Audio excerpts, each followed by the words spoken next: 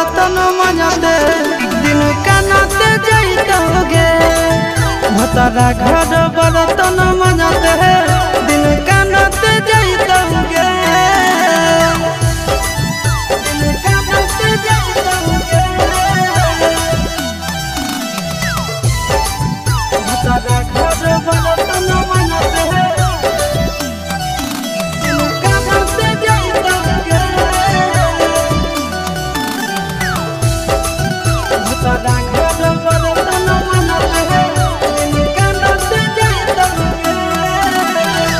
कोठरी में खुलम खुला चुमा ले तो दूल्हा रे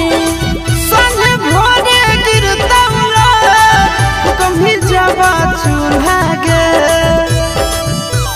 हरे कोठरी में खुलम खुला चुमा ले तो दूल्हा रे सन भोरे गिरतौला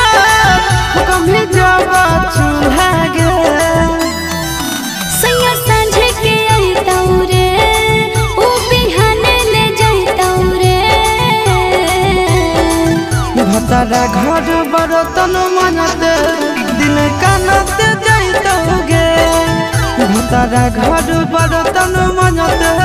दिन कानते जाइतोगे दिन कानते जाइतोगे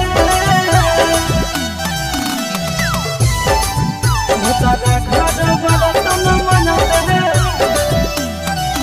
दिन कानते जाइतोगे भतारा घर बर्तन मजते दिन कानते जाइतोगे सैया खइतौ फूलल रोटी जोगल हमर कोठी के गरिया देतौ मरिया मरतौ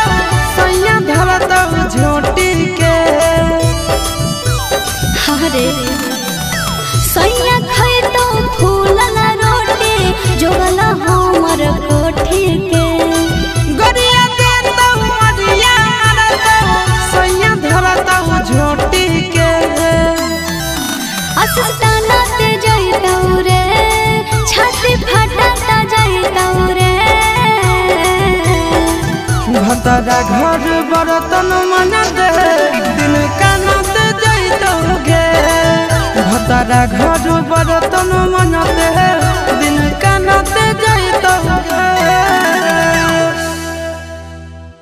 भतारा घर बर्तन मजते दिन कानते जाइतोगे भतारा घर बर्तन